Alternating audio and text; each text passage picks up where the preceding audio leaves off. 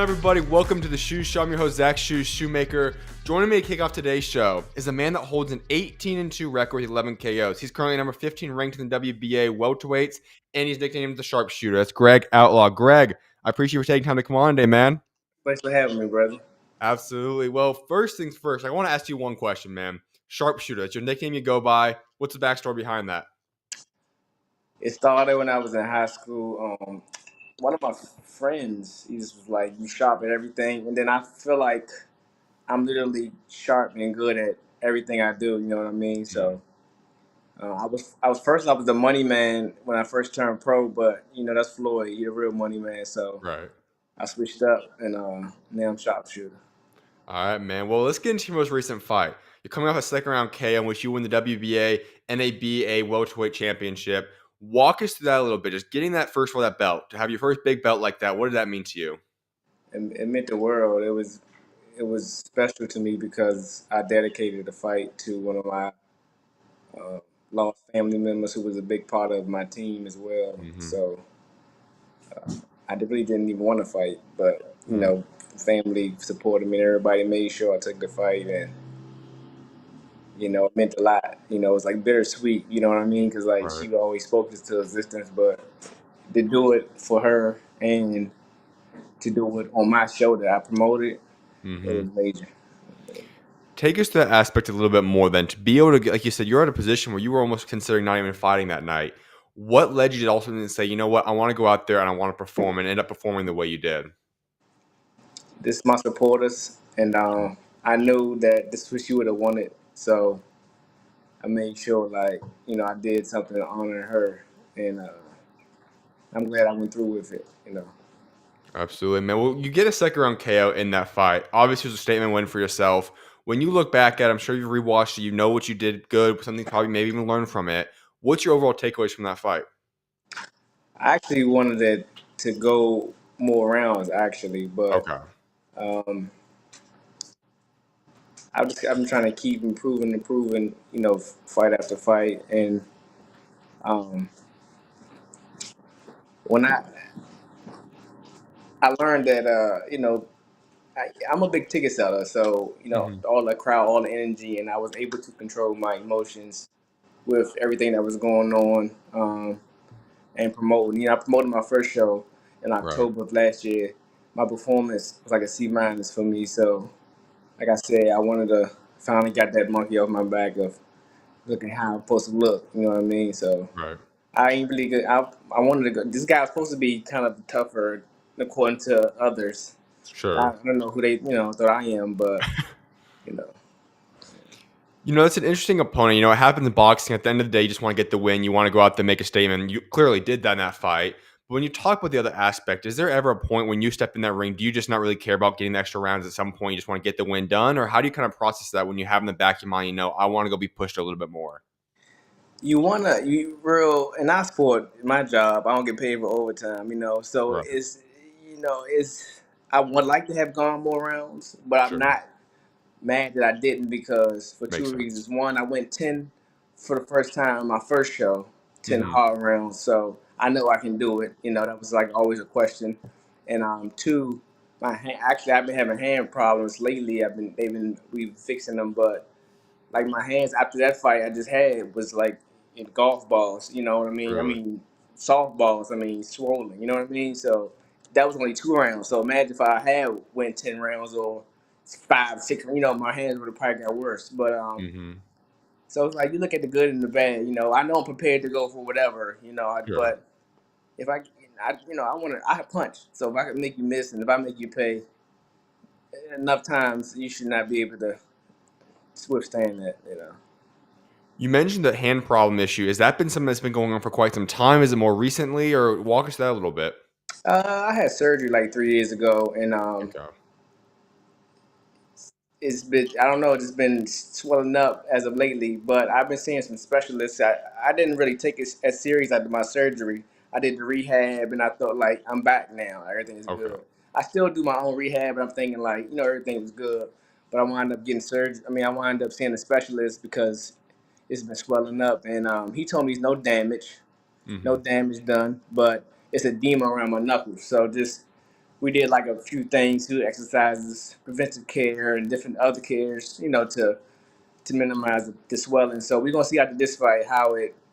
I mean, well, I not this fight. My next fight, we're gonna see how my hands look, and then go from there.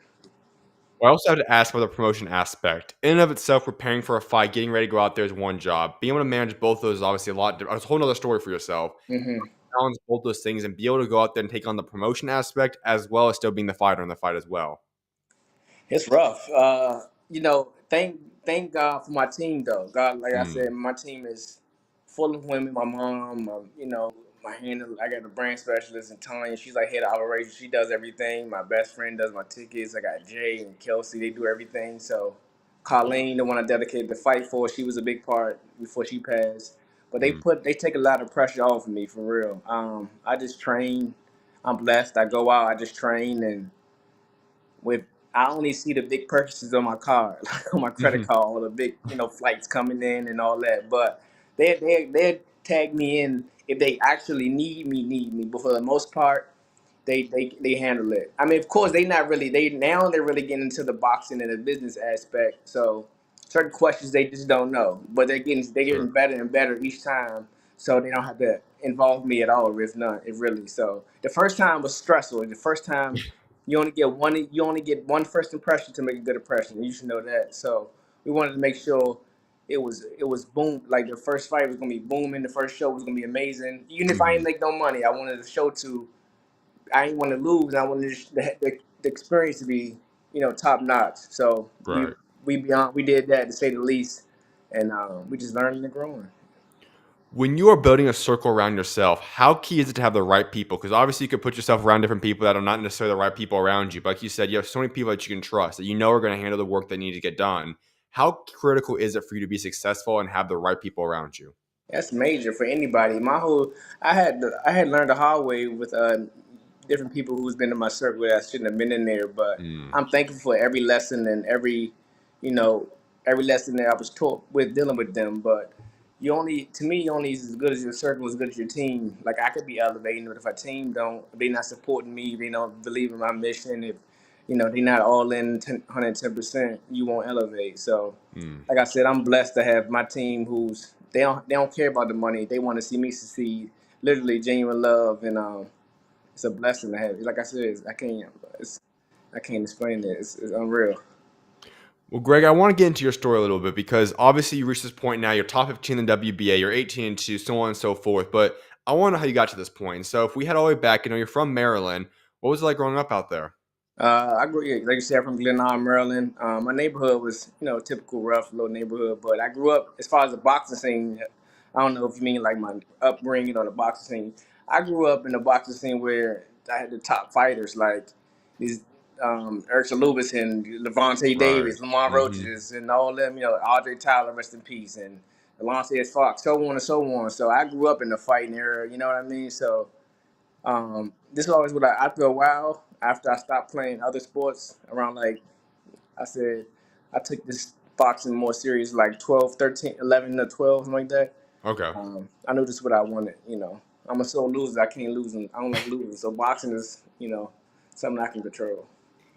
When you talk about Maryland, I'd say even if you expand it out a little bit to DMV area, Okay. there is so much talent there. And I think when you look at almost any sport, you can make a legitimate debate that that is the number one area for that sport, whether that be basketball, that be boxing, so on and so forth. It just breeds talent out there. When you talk about growing up in an environment where there's going to be the best from not only that area, but you're looking at some of the best in the whole country, the whole world. What is that like in terms of an athlete competing in that world? That's what you want. Right. Iron sharpens iron, 27-7. Hmm. You know what I mean? So you be around the best. I grew up first. When I first came in the scene, I was getting beat up a lot by Chris Fulp, Devin Mate, some top boxers in this area. Then, Sure. as I started growing, the table you're gonna get better and better. You know what I mean? The tables turn, like. Hmm. So you want to be around great competition, and that's how you get better. It's the only way you can grow. If you like learn to grow, you got to be around that. Is the DMV the best area for boxing right now? I would say so. I think so. I think so. Yeah. We got a lot of champions right now. We got Lamont, Tank, Gary, Antoine, and don't know if I'm missing anybody, but we always had the top fight. It's just like our area, to me, in my opinion, it's kind of Yeah. corrupt. Like it's hard for even our sports. Like you see the Redskins no more, but finally we had a good season. But it's like this area is like it's a lot of distractions in this area, which Mm. is why I don't train. When I for my fight, I kind of leave. I go to Florida now, but that's Okay. another story. But um, it's like we have a lot of talent, raw talent. Everybody can fight, but and we were divided a lot. And Mm. like I said, it's area distraction. So, but we got some of the best fighters. Our DMV, maybe California. You got New York, maybe you got Philly for sure, Yeah. and Tech. But we up there. We ain't Oh number yeah. one. We up there for sure. You brought up something interesting, and Scooter Davis was on the show a little bit ago, and he talked about that aspect where there's so many guys that growing up, you see someone that they could have been special, and obviously they chose the wrong path. And it's obviously, like you said, lots of distractions out there. For yourself, you obviously you weren't overcome by those distractions. What kept you locked in? How are you able to manage and go through those situations and still become focused on what you want to accomplish? I've always been kind of like mentally strong, mentally tough. Okay. Always been a leader too. I've been around all the nonsense. I didn't ever want to become a product of my environment. I grew up around, violence, typical stuff in the urban area. But Sure. I kind of always been the smart one out of my group. I always been determined to be the one to make it out of my family or circle, which I'm doing.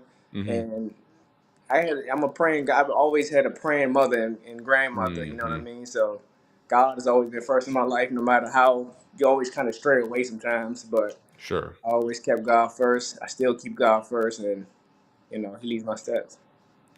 Talk about your faith a little bit. How big has that been, being able to mitigate and go through all the different ups and downs of your career so far? Having God to rely upon, how big has that been for you? Man, you just said it. Ups and downs. It's been everything. You know what I mean? You don't understand His plan a lot of the times, but faith is what you don't see. You need belief in what you don't see. So Mm-hmm. I just stay true, stay grounded, stay prayed up, keep my faith strong, and believe in myself, and Right. rely on the Word and rely on my skill. I do that. I can really do this. It's got to be, just believe it and get it done.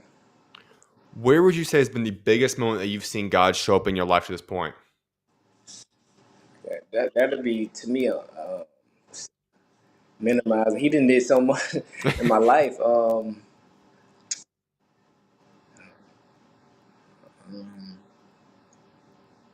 I can't. You can't really say one thing.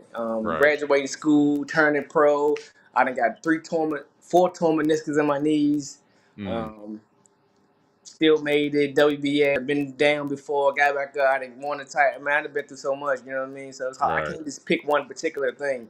My God is amazing. He does everything. You know what I mean? So I'm breathing. I woke up today. That's Amen, an man. amazing thing. You hear me? It's little things that we don't appreciate, but it's real though. You know what I'm saying? Some people didn't make the cut today. I made the cut today. You know what I mean? Mm. So it's yeah. You said something interesting right there. I think for those that believe in God and have faith, that is one of the key things. That there's always something to praise God for, and if that's because the case, if you're breathing right now, you can praise Him for that. And I think that's such a critical thing when you go through life. Like you said, ups and downs are going to be happening. You're going to go through some good times. You're going to go through some bad times. But being able to recognize the good things, stay positive, is key. How have you stayed positive throughout the duration of your life, throughout all these ups and downs? I mean, I'm human, so you got your days when you down and all that. But Right. like I said, I don't know. I think I was, God is wired everybody differently. I've always been a mentally tough person. I always Right. been the one that everybody came to for advice or like my family. I'm kind of one of the alpha males in my family. And I got Sure. uncles, but some of them are gone and out the country or wherever it may be. So I'm the one everybody kind of depends on. So I just I would just preach it. Like I train that way too, though. So like Mm. when like I said, I train in Florida, so like it's 80, 90 degrees. I might run with a sauna suit on just because like push myself mentally high. You feeling like you're on that last limb or something. I try to take myself through mental challenge in every aspect of life. To keep me the callous, as David Goggins would say, the callous my mind. You know what I mean? You did say there's a whole other story of why you train in Florida. So I want to ask you that. What led you to go out there in Florida and make that be your training location? I feel like it was the best decision for me. Kevin Cunningham, I'm sure you know who Kevin Cunningham Hmm. is. His style was, I think, was very complimentary to my coach who I started with. who I'm Okay. still current with, Coach Will, and like I said, he's been on a championship level with multiple championship fighters. He has that pedigree. So I would say, like I said, being at home, which I am right now, is distractions. Like I'm the man for everybody. I got to do this. I got to be here. I got to be here. I'm available. Too many people. That's who I am. Right. So when I'm out there, I go to the gym. I come home, maybe run again, Mm-hmm. chill, maybe play the game for a little bit, recover, go back to the gym. Like I have no Mm. life, but I'm in the sun, I'm peaceful, and I'm focused. You know what I mean? So Gotcha. that was the best decision for me. Like I said, my coaches they complement each other of styles. Like punches and bunches, shot punching. So it worked out. When you were going through your life, when you talk about the fact that you kind of got into boxing 12, 13ish years old, when did it start to click for you and you said, you know what, this isn't just going to be something I do for fun anymore. This is something I can actually pursue, go forward, and maybe be a successful pro in? I think, well, really, my last year losing the playoffs, football, my dad said, you need to choose, you need to only box because you keep fighting your teammates, and you can't keep doing that. But also, my coach wanted to tell my dad like, I don't want to tell him this, him being me, Mm-hmm. because I don't want him to get big headed. But he's getting pretty good now, so he's gonna have to kind of decide. I think he should stick here. You know what I'm saying? And Right. my coach, shout out to Coach Will, like my dad too. So I value his opinion a lot, and rocking with him since day one. When you make that pro jump, was the transition from amateur to pros easy for yourself, or how was that transition for yourself? It was, I mean, kind of easy. I went to college first, so the reason why I Mm-hmm. turned pro a little later, I Right. was trying to be the first one from my family to attend college, graduate college, not just attend. So I went to college, but I've been telling everybody like freshman year. One of my friends screenshot. They got a screenshot of me saying, "Bro, I'm only here for my family. Soon as I graduate, I'm turning pro. Right? I Mm. graduated in May. I turned pro. My first fight was November the 5th. So Gotcha. I had it good though. I was with Coach Fox, who's still like we still in the group chat, like he's my guy. See him Mm-hmm. every day that I'm here at the gym. Alonte Fox's sons and Michael Fox, you should know them, his sons. So Right. I was coming under their wings really. They already been pro, and I had a good program as far as learning how to work harder. I'm with, doing what they do, hitting the bag more rounds. I had learned a lot, being under their system. So I Mm. kind of had to learn how to cut weight a little better. Like it was a blessing joining that team, and it was kind of an easy transition for me. When you decide to make that choice and say, you know what, I'm going to make sure I do something for my family. I want to go graduate when I could have possibly turned pro a little bit earlier.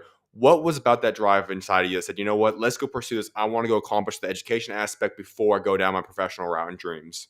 Two things. One, I like being, like I said, I'm a leader, and I like being first. I like being the Mm-hmm. first to do something or the known to do something. The guy, the spotlight. But Right. also, just in case boxing didn't work, that if I wasn't as good as I thought I was, or something like that, or God forbid I had an injury that took me out, I have a degree to back on. You know what I mean? To Good back point. me up. So to fall on. So that was my thinking behind that. And also, when I got to school, um, how do I say this? I wasn't trying to leave that place. It was a beautiful.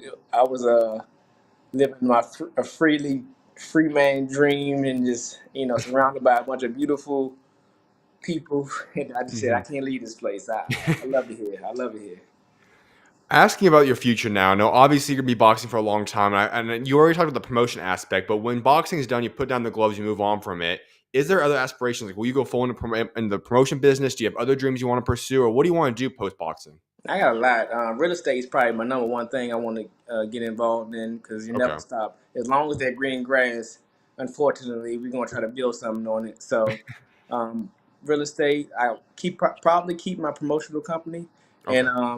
before all that, well, before the promotion, I want to be an actor. I think I Mm. can do that. Go somewhere in Hollywood, do something. I think I can be a good actor. So that's also been like an aspiration of mine. Well, I gotta follow up on that portion there. What got you involved in that? Why do you want to go be an actor? I don't know. I just think I'm a handsome young man that can do it all. God given ability. It's All all right. it's written. It's on my chest. So I think I can Mm-hmm. do it. And I like movies. Well, I like action movies specifically, Okay. but even though I don't watch that many movies, I like a good movie, and I feel like I could be a hell of an actor. That's all I'm saying. I just think I could do it all. Is there a certain genre of movie you'd want to go down and be a part of? Acting for sure. I mean, action. I'm Okay. sorry, I was action. gonna, Like an action or maybe thriller, but I feel sure. like an action because I can still work out. I can still do the like the scenes where I gotta. I know you got dummies, test dummies that kind of do the work, but I want to be like almost Jackie Chan and do a lot of my stunts, like running Hmm. it, because I'm in shape. Feel like I'm Gotcha. still alive. You know what I mean? Absolutely, man. Well, let's get into your career now because you turned pro. You've had an incredible run to this point, 18-2. But obviously, I want to get into those two losses you've had for yourself because what's interesting is I've always said this. If you have those losses, it is what it is. I don't think it's as big of a deal as some people make it, but you have to learn from those losses. And so far, you've done that. Each time you go on a win streak following them, most recently, you're now on a 6-fight win streak. But when you have had those two dilemmas in your career where you have the two losses, take us through how you've gone through those points and been able to come out on the better end of that. Of course, I think we come up in the Mayweather era where we thinking you don't want to. Well, nobody wants to lose. I can say Right. that. Like, of course, you know what I mean. And no, it's no Floyd. Let me say, I'm not hating on Floyd. He did it right, Yeah. but unfortunately, I think Floyd tainted the sport a little bit because I think some of the top fighters won't fight each other because they scared to lose that O. Hmm. And I think it's getting a lot better now with boxing. I think people fighting each other, and it all has to make sense. So I'm not just saying like people ducking because I understand the Yeah. business part, but I think that 50-0 whatever that kind of tainted the sport a little bit. Hmm. But of course I didn't want to lose. When it happened, it's like it's only a loss if I don't learn from it, right? And I just try Right. to say that it's not a loss, it's a lesson. And like I told you, I hate losing, like real bad. So I Hmm. always wanted to work harder and harder. And I always said that it happened for a reason. Hmm. I did not want that to happen. I didn't want those two losses to happen, but um, God knows how to slow you down, humble you, and or teach you lessons in different ways. So that is lessons I had to go through, and I said, God, please don't let me have no more lessons. Like I think I got it now. So that's it. You know what I'm saying? That most recent loss came 2 years ago. They said you've now gone on a 6-fight win streak to this point. What Yeah. did you learn from that loss? What did you change about yourself, whether it be inside, outside the ring, skill wise? What did you learn from that fight? Nothing. I mean, I just had to do my job. So my pastor named Pastor Battle, a great man in my life. He's a Hmm. heck of a pastor, human, word preacher, and he was at that fight. And afterwards, after the fight, I basically said to him like, "Why me? Like if I can't beat that guy, I can't beat nobody." And I've been doing this forever, right? And I was Sure. even though I was beating the brakes off. I mean, and he was like, he basically said, he asked me like a few questions of what I did right in the fight and leading up, and I said everything. Well, leading up to the fight, and Hmm. afterwards he was like, "Well, what you do in the fight wrong?" And I told him what I think I did wrong, and he was like, "Well, basically you asked me, you were saying why me, but you just told me," and he basically was saying God won't allow us to be great if we're not doing our job, right? You Hmm. can't be great if you're not doing your job. So I mean, it was a longer conversation, but he basically Sure. was saying like, for now on, do your job. So like before each fight, he'd text me, him and Pastor Kevin, my other pastor, they'd text me and say, "Do your job," all caps, exclamation points. That's it. That's it. That's all I got to do is do my job. Just no matter how pretty or ugly the win is, just get my hand raised at the end of the night. Hmm. Do my job. On to the next. So we already talked about the fact that you are coming off another good win, second round KO, now the WBA, NABA welterweight champion. Obviously, the next question I have to ask then is: you are top 15 in the WBA. What's next? When can we possibly see you back in the ring? This within the next 2 months, we working on. I got a few calls. I told you I was working on my hands, so Hmm. and my niche. So I'm working. I'm waiting on that. Um, and I don't know if I can say it yet, but you'll hear something within the next 2 months. I mean, within this month, really, you should want to hear me announce. But August should be a time I should be at the fight.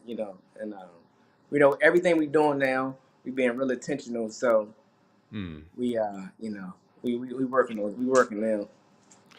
If I were to ask you over the duration of, let's say, the next 12, 18 months, even let's say heading into 2027, where do you see yourself? What do you see yourself accomplishing, getting done? Where do you see yourself standing? Like all those different components of boxing. Where do you see yourself heading into 2027? World champion by then. Probably of WB and WBO. I don't even, only belt I don't want. I think is the IBF or IBO, whatever the ones you gotta reweigh in the next Yeah, day. I yeah, don't yeah, like yeah. That's that clause. IBF. Yeah, but 2-time, 3-time world champion, new face of boxing.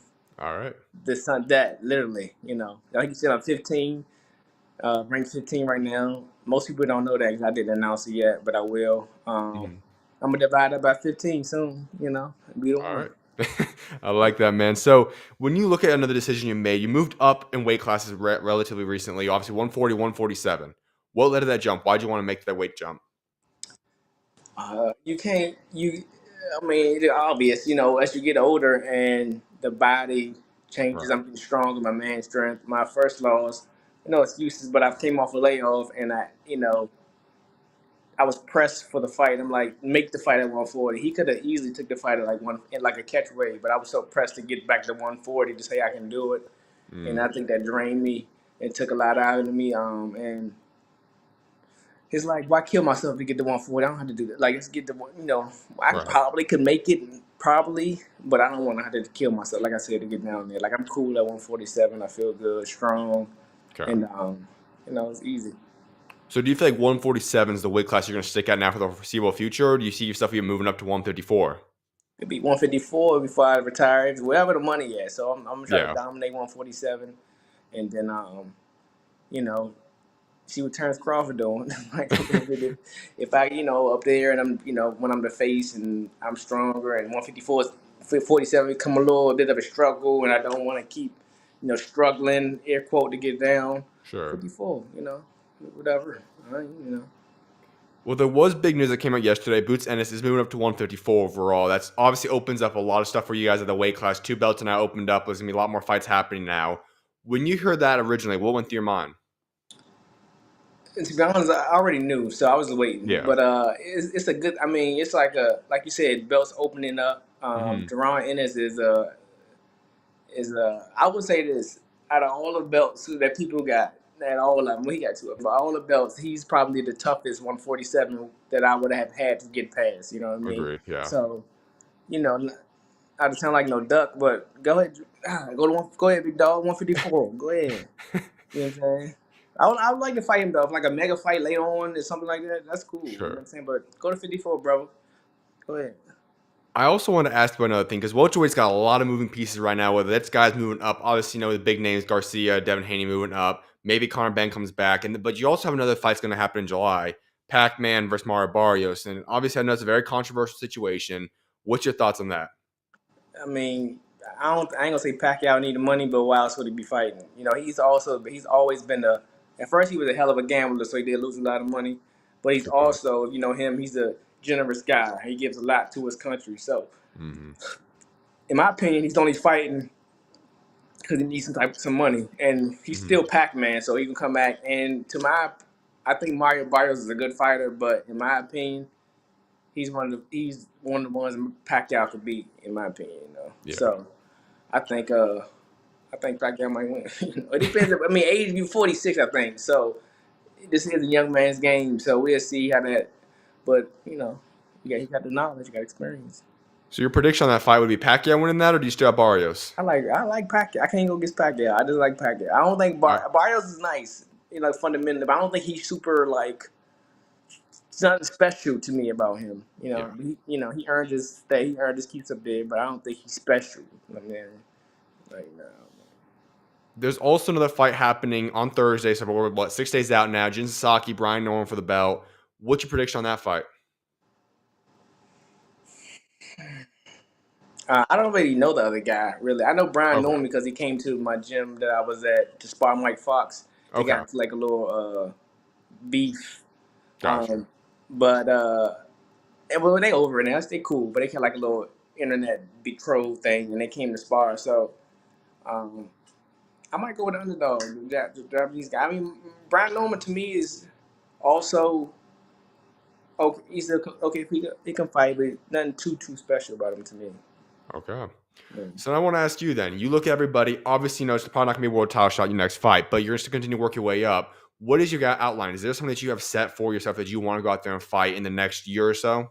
Yeah, I want to defend twice, God willing, this year at least, Hmm. and that should put me in the top 7 to 5 range. I don't know, Okay. somewhere around there, and then early 2026. No later than like the first quarter, no later than the second quarter of 2026. You said them two belts is vacant. Fight Hmm. for the vacant belt, or if they taken, be somebody's mandatory, and fight somebody for the mandatory for the belt. So you said that there's a good chance that if everything goes according to plan, obviously, that we could see you fighting for a world championship by the end of 2026, sometime at least even in 2026. For sure, exactly, All 100%. We're right. being real intentional. We're working. Like I said, I just won a belt in April. In the April, I'm a God willing defend twice, come out successful on that, and then get ranked higher, and then I have my name buzzing a little more. I Hmm. had people talking a little more shit about me. Then my name be out, like I said, and I'm gonna get that mandatory. If you could pick anybody with the champions or anyone out there to fight, it would be, let's say, your dream fight. Obviously, Boots Bill excluded. He's obviously not in there anymore. So anybody that's out there right now, even guys, if you want to include Devin Haney, Ron Garcia, whoever's moving up right now, Teofimo Lopez even, who would be the guy that you would want to fight? Let's see who makes the most money in the sport. Um, Any of them top, like I said, Ryan Garcia, Devin Haney, Rolly. Rolly got the belt right now. Yep, he does. Yep. Yeah, Rolly. So I go fight. I told my guy, he's actually Dirt. Shout out to Dirt. He on it. I told him I was gonna fight Rolly this year. I think I told him that 2 years ago. Like, this gonna be the year I will fight Rolly. Rolly done made some massive jumps even for a tank and blah blah blah. But I'm pretty sure I'll fight him next year for sure. So if anyone you could pick, you'd pick Raleigh Romero then? He got the belt, yeah, him, because All right. he got the highest belt. Yeah, he beat Ryan Garcia for the belt. Yeah, Yep. All right. he's ranked over top of both of them. Yep. Yeah. Exactly, man. All right. So, Greg, I've got one final question for you. It's the question I like wrapping up each and every single interview with, and it's talking about your legacy. Obviously, we talk about it. You still got quite a few years left in the sport of boxing, but one day you'll put down the gloves. When you do put down the gloves, what do you want to be remembered for what you've accomplished both inside and outside of the ring? I was a great man. I did it Mm. my way. I kept God first. I became a people's person. Oh, I was, and I am a people's person. I'm a loving person. When you see me, you see love. When you see Mhm. me, you see a support system. You see Outlaw Nation, and just be a role model to every young person coming up. That's it. I love that. Well, Greg, I appreciate you for taking time to come on in, man. I cannot wait to see what God's got next for you, man. Hey, you get somebody says Verily. This is it. Hey, sharpshooter in round 7, straight up. Absolutely. Well, appreciate you once again for coming on, man. You're always welcome on. Of Thank you, brother. I appreciate you. Sure. course, you're always welcome on, man. God bless. You too. God bless you, bro. I appreciate you guys all for tuning into that interview. I'll have that clipped up, edited out, and then posted separately on my YouTube channel by tonight. I'm going to go to a short break, and we'll get to the rest of the show right after that. I'll see you guys shortly.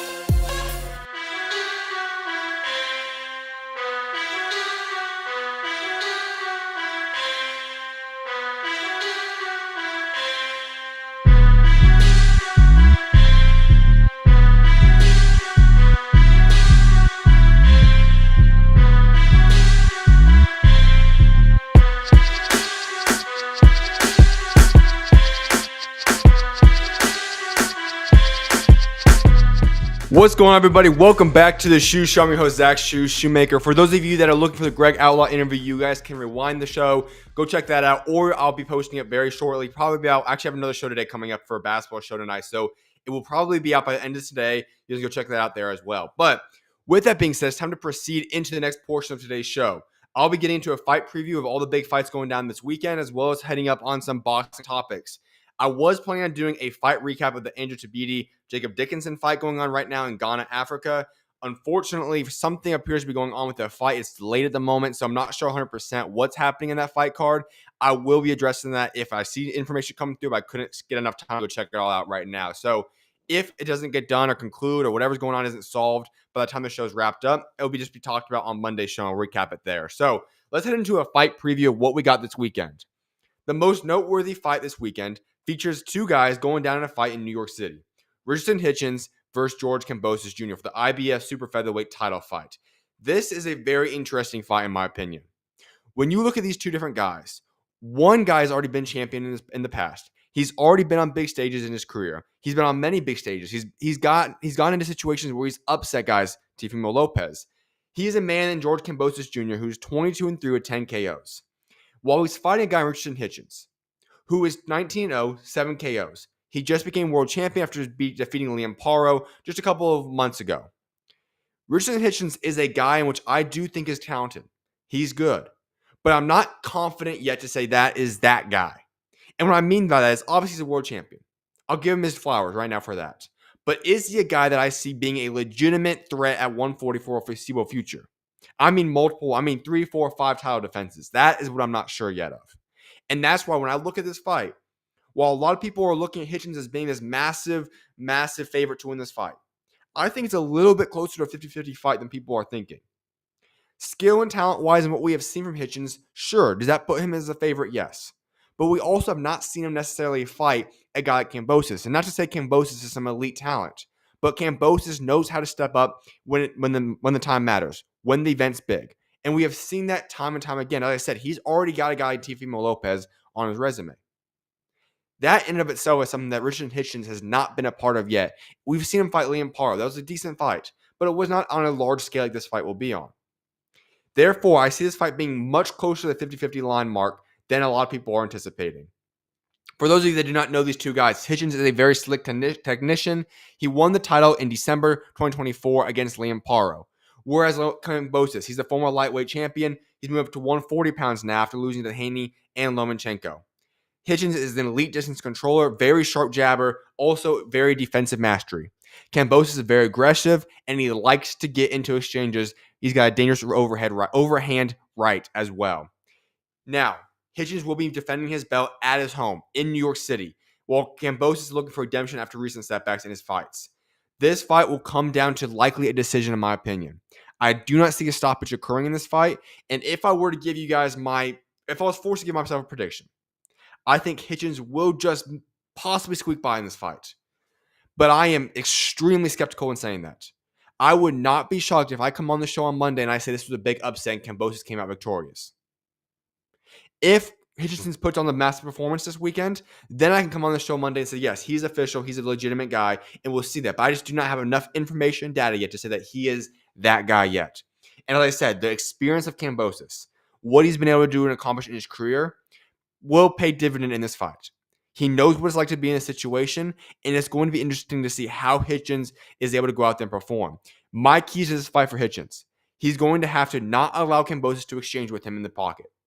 Keep him at distance, keep him at range. If you utilize your jab and your defense and keep Kambosos at bay, it's going to be a long night for Kambosos. He's not going to be able to get inside and utilize his power and his ferociousness to be able to go out there and exchange in a big way. So this will be a very intriguing fight to see how that all ends up going down.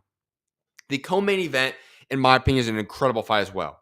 Andy Cruz, Hironi Mashiro for the IBF lightweight final eliminator. Andy Cruz, 5-0, 2 KOs, faces Japan's Hironi Mashiro, 17-1-1 with 6 KOs. A final eliminator for the IBF lightweight title. Cruz is an incredible pedigree in the amateur ranks. He's an Olympian gold medalist, regarded as one of the most skilled lightweights in all the world. As for Mashiro, he's a former Japanese champion, moving up to super featherweight at this point in time.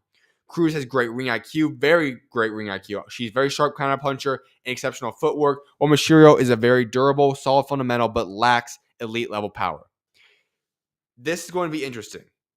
Andy Cruz wins. The winner of this fight will get the opportunity to go fight Raymond Martaya, unless Raymond Martaya moves quickly and gets a unification bout set with somebody else. That was potentially on the table with Keyshawn Davis. Obviously, that all fell apart, so that's no longer likely going to happen. So I think that the winner of this fight will get a title shot against Raymond Martaya right after this fight occurs. This will be Mysterio's first time fighting outside of Japan, which is an interesting thing to look at as well. In my opinion, I do think Andy Cruz comes out victorious. I think his skill level will be way too much for Mysterio. I do like Andy Cruz a lot. Am I certain he's going to be a world champion one day? Not yet. But I do feel like he's an elite contender and somebody that will make for an interesting fight against a guy like Raymond Martaya. This will be a great fight to see have happen, though. Other guys on this fight card, Kambosos. He was on the show last week. Go check out that interview if you have not seen him already. Super featherweight clash. Kambosos 4-0 in his career. One of the top prospects in all boxing right now, in my opinion. He has an extremely, extremely bright future. He's one of the guys that Matchroom is pushing as one of their next up-and-coming rising stars. You're going to be able to see him. I think Moses will win quite easily in this fight, but you guys can go check him out. Also, Pablo Valdez versus Cesar Diaz. Pablo Valdez is 9-0 with 8 KOs, facing Cesar Diaz, who is 9-1 with 4 KOs, 8-round welterweight contest. I think Valdez will win by early knockout. Once again, a very intriguing prospect to watch there. Three other prospects that are very intriguing to watch on this card. Nishat Dev, one of the upcoming rising stars from India boxing. He is super welterweight bout. He is 1-0 in his career, making his second fight of his career. This is a guy to keep an eye on as well. Matchroom is very, very high on him. I think he's an exciting prospect to watch. Adam Maker, he's making his pro debut. Once again, a very well-established and a lot of accolades during his amateur career. He's someone that's going to be making his pro debut. Should go out there and win by decision. He's an exciting prospect to watch as well. As I said, a lot of this card is going to be featuring prospects. We have the first two fights that are very good, obviously with a lot of stakes involved in them, and then it's a lot of prospects. And the reason for that is that there were two bouts that got pulled off of this card due to certain injuries and issues, so it ends up being a lot of prospects fighting this card tomorrow. Terry Moana Jr. facing Aleem Whitfield. Terry Moana Jr. 7-0, 7 KOs, faces Aleem Whitfield, who is 9-0 with 6 KOs, a 6-round heavyweight bout. Terry Moana Jr. is the truth. Now, I understand that people might be saying that's a little bit early. When you look at his ability to be a fluid puncher, move around the ring, and have the power in which he possesses, he is somebody to keep an eye on. He is one of the most intriguing heavyweight prospects right now. Not saying he's on Mosey Toma level, but I think he should very well be in the perception of people on the same level as a Richard Torres Jr. or Jared Anderson. It might be a little early to say that. I understand that. But he is somebody that when you watch him fight, he's tremendous. So you can go watch one of the top up-and-coming rising heavyweight prospects in all boxing fighting tomorrow night. Two other cards going down different places around the world. Nonito Donaire will be making his return against Andreas Campos for the WBA interim bantamweight title.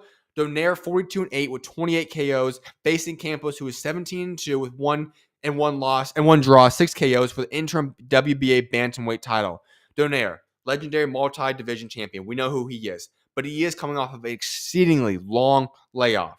Where Campos, Chilean contender, moving up in weight as well. We know Donaire. He's a legend. A lot of people thought he was going to be retired and not come back to boxing, but here he is, moving up now, going to be fighting for the WBA bantamweight title. I think that his ring rust could pay dividend. Also, his age could be a massive issue in this fight. But if Donaire can get everything coming together for himself, I think he will come out and get a mid-round knockout. His power should be too much for Campos. But as I said, the biggest factor in this fight is Donaire ready to go out there and return to this ring? If we get any form or fraction of a Donaire that we've seen in the past, he will go out there and dominate this fight. The biggest issue is that he has not been in the ring for a long time, and he is aging quickly. He's in his 40s now. Do those two things play a massive factor in this fight? If so, it could be a problem for Donaire in this fight. Now, the interesting factor is that we have another guy that's been a very well-accomplished professional boxer, Juan Francisco Estrada, fighting the same weekend as well. He's fighting Kareem Ace Lugo in a bantamweight clash. If you look at the facts right now, we could easily be having ourselves set up a fight between the winner of these two fights if it is Juan Francisco Estrada and Donaire that come out victorious. That would be the fight to make two very well-respected and accomplished fighters. So what is this fight that Juan Francisco Estrada is going to be a part of against Kareem Ace? Well, Francisco Estrada is 44-4 with 28 KOs in his record. He faced Kareem Ace Lugo, who is 21-2-2 with 8 KOs. This will be a 10-round bantamweight bout, marking Estrada's move up to 118. His most recent fight came against Bam Rodriguez last year. Obviously, Bam Rodriguez took care of him quite easily. This will be his move up to 118 to see what he can accomplish at this weight class. Estrada, the former unified super flyweight champion, moving up to 118 now, while Arce is a tough Mexican fighter looking for a breakthrough win. Estrada is a very smart counterpuncher, excellent timing. Arce is a very aggressive, strong chin, but lacks Estrada's skill. If we were to look at this, Estrada needs to go out there and make a statement. If he does not win tomorrow, this could be bad news for him, and he could end up actually having to retire at this point in time. Not going to be forced to, obviously, but that might be the wise choice to make if he does not win. So in a sense, you could very well say that this is a must-win for both Estrada and Donaire fighting on the other card already discussed. I think Estrada will win by decision. His experience should carry him through to the new division. And it should hopefully set up a good fight between Donaire and Estrada later this year or in early 2026. That's what I've got for you guys in terms of the fight previews for this weekend. I'm going to go on a very short break. Make sure to leave any comments that you guys want me to talk about in this next segment, which will be all about boxing topics, right now in the comment section, and I will address them in the rest of the show. I will see you guys very shortly, and I'll be right back.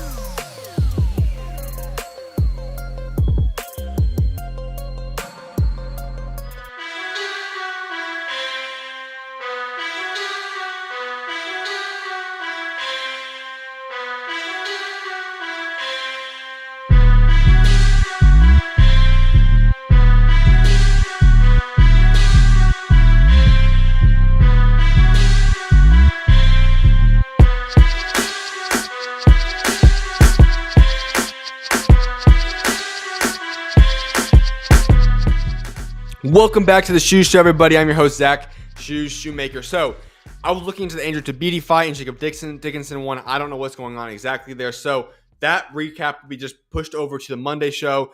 Hopefully, we'll find details on what's going on over there. I don't know what's apparently not even on DAZN anymore. So, something's going on overall on that fight card going on right now. I'll try to get more details on that and then figure that out in the future. But Hopefully, it's still going to happen. And if so, I'll be giving you guys a full breakdown and recap of that fight now on Monday's show as opposed to today. So we'll be breaking that down at Monday's show. Let's get into some boxing news that's come out over the past 24 hours.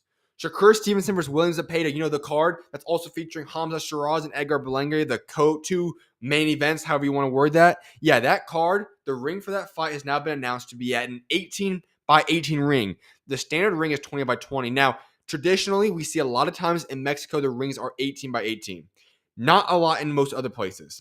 This fight has moved to the 18-by-18. I know it was most famously talked about in the Chris Eubank Conor Benn fight when that was a critical component to the negotiations on that contract. So this fight will now be 18-by-18. I don't think you should look into this and say it has nothing to do with the fact that Turki Al-Sheikh was just talking about the stopping being the Tom and Jerry run strategy. I think Turki Al-Sheikh looked at this and said, you know what? We are going to put an end to this running situation currently going on in boxing. And how am I going to address that? I'm going to put in some 18-by-18 rings. And that changes some things more than people probably realize. When you have smaller rings, there's a lot less room to move around. Those fighters that typically like to move around and dance, or in a lot of cases we've seen recently run, it becomes a lot harder on you because now it becomes easier on the guy you're fighting to cut off the ring. Much shorter, a lot less running space, more time to engage. And that could be a big impact. I think most notably, this impact will be felt on the Hamza Shiraz Edgar Berlanga fight. And I say that because Berlanga is a guy that's going to want to exchange. Whereas Hamza Shiraz likes to control distance, utilize his massive length, all the different aspects of what Hamza Shiraz likes to do. And if Hamza Shiraz is put in a position where he's going to have to exchange now with Edgar Berlanga, that could alter the duration of how that fight goes down. Something to definitely keep an eye on. I really don't think it's going to impact Shakur Stevenson too much. Too many people are making a big deal about this. People forget already that Shakur Stevenson KO'd Josh Padley, who is a good fighter, just a couple months ago. Too many people forget that he has not always been a runner. Too many people forget that Shakur Stevenson has elite defense, but it's not always just based upon running. And I do not see a way in a path in which William Zepeda will really compete with Shakur Stevenson. My personal opinion, I'll be happily admit if I'm wrong. But I just don't think there's really a situation or a world in which William Zepeda will actually punish or possibly even impact that fight to make it close with Shakur Stevenson. Jake Paul lists his most overrated boxers: Ryan Garcia, Canelo Alvarez, Anthony Joshua. What's funny about this is that he names debatably the three biggest names in boxing right now. You could obviously exchange Ryan Garcia for Gervonta Tank Davis to be a little bit more accurate there. Could also throw Inoue in there as well. But interesting that he calls all three out. And all three of them are guys that he has at one point or another rumored as calling them out for a fight. Listen, I'm not going to take Jake Paul's massive advice here of who's overrated. Could you make a debate for some of them? Sure. But end of the day, that's his opinion right there. I would say there's a lot more guys more overrated than some of them. I think when you talk about Canelo, self-explanatory, he's going to be a first ballot Hall of Famer. Anthony Joshua has accomplished great things in boxing. Ryan Garcia is the one I could definitely see that be the case for. But still, that's just Jake Paul's guess. That's his list right there. I'll leave it right there at that. Right before I closed yesterday's show, the news came out about Boots Ennis officially moving up to 154 pounds. And I quickly gave my thoughts on it because it happened right at the end of the show. And I talked about the impact that Boots Ennis moving up will have on boxing, specifically at welterweight and 154. I want to elaborate on that segment now a little bit more because I've had time to reflect on it and really look at the details of what's going to happen. I'm going to give you guys those details now. 147, he held two of the belts: IBF, WBA. Those belts are now going to be opened up and vacated as soon as it becomes an officialized thing. Therefore, two more belts are open at 147. So what happens now? Well, one option at 147 is, I know people are discussing Rolly Romero could be elevated. They've already said that's not going to be the case. Rolly Romero will likely fight Raul Carriel or Giasov for the WBA interim belt, most likely for the interim. Now, there are legitimate concerns that Rolly would not be taking part in an interim fight. He could get a bigger fight, potentially even with a guy like Manny Pacquiao or something along those lines if Pacquiao comes out victorious. Rolly Romero plays by a little bit different rules. We all know that guys with a big brand and name and image do get a little bit different rules. I think that will apply to him. I do not see the Carriel fight happening whatsoever, or even the Giasov fight. I think it's more likely we're going to see Raul Carriel versus Giasov for the interim, as opposed to them, either one of them fighting Rolly Romero, who holds the regular belt currently. As for the IBF, you're going to have the Crocker versus Donovan rematch. Will now be fighting for the vacant IBF belt. Remember, very controversial fight. Very, very controversial fight that went down in the UK earlier this year. That rematch is very anticipated. And now it's going to be even bigger, as that fight will now be hosted for a world championship fight. So that makes that fight even bigger, and that IBF is already set up now. We do know it's confirmed and officialized that Crocker Donovan 2 is for the vacant IBF World Championship belt. That's what 147 looks like now. But at the very same time, I want to go a little bit deeper than that. Because when you look at 147, the doors have now been opened up. Boots Ennis was the guy at 147. And in my honest opinion, nobody was going to touch John Boots Ennis when he was at his best at that weight class. Brian Norman would have been a great fight. It would have been fun. But let's be real with us right now. That would not have been that competitive of a fight. We made it look big because it was debatably the two top guys at 147, but the gap between 1 and 2 is quite significant. It was not going to be the biggest fight that people were always hyping it up to possibly be. Now at 147, things become much more interesting. That top dog is no longer officialized. When you talk about removing Boots Ennis, now sure, you could say Brian Norman Jr., but guess what? He's fighting on Thursday in Japan, and we're going to see if that really is legitimate. He could very well be that guy, though. I think Mario Barrios is the weak link of the world champions right now. I've always thought that. I do think he's going to beat Manny Pacquiao, but he is the weak link there. I think if we were to rank 147 guys right now, I'm not sure if he's even in the top 5. Just my honest opinion. Now, when you talk about other guys, it makes it a lot more intriguing for what Teofimo Lopez is going to do, though. 147 becomes a lot more manageable now with Boots Ennis gone. As well, it also does for the likes of Orion Romero, Ryan Garcia, Devin Haney, as well as all the other contenders at 147. And that's why I think 147, we're going to see a lot of rumors start to unfold over the duration of the next 2 or 3 weeks. A lot of fights to get made because 147 just got blown open. There's going to be lots of fights to make, and it's going to be interesting now. Who is the new guy at 147? Boots was that guy, but those shoes are now available to be filled. As for 154, Boots Ennis' new weight class. Boots could fight multiple guys. It depends on what he's going to go down the route for this next fight opportunity because he's obviously going to go for the belt. Here's what I think will happen. He's going to be fighting Tellez for the WBA interim title. The reason he'll be doing that fight, and it's an interesting fight, a good welcoming. I think Boots Ennis would easily win that fight, but it's a good fight. Tellez is a good fighter, and I think Boots Ennis would be a good starting point for him to fight at 154. In that fight, the winner of that would receive the WBA interim title. And that means that they would face Bud Crawford unless Bud Crawford vacates following the Canelo Alvarez fight. That would be huge. If you would become a world champion potentially, and I think honestly is very likely. Now, you could entice Bud Crawford to fight Boots Ennis, which would be a big fight. But I personally do think that the Bud Crawford era will be over following the Canelo Alvarez fight.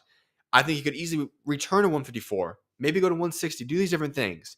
But I do think Bud Crawford is nearing retirement, and if that is to be the case, he would then relinquish that belt, and the interim would then be promoted up to becoming the world champion.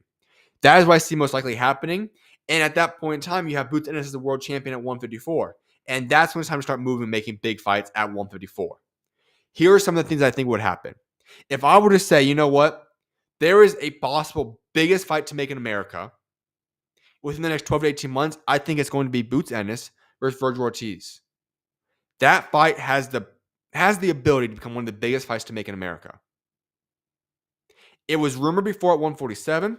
It was anticipated at 147. Things happened and was not able to get made. 154, both guys should be at this weight class for a little bit now. I think now is the right time to make it in the near future. I should say not right now, but in the near future. Vergil Ortiz has a route to becoming world champion, and I'll be discussing that very, very shortly with the WBC. If he becomes WBC world champion, and Boots Ennis becomes the WBA world champion, you could have a massive unification fight at 154 within the next 12 to 18 months between Vergil Ortiz Jr. and Jerome Boots Ennis. That fight would do massive numbers in the United States of America if it becomes a unification fight.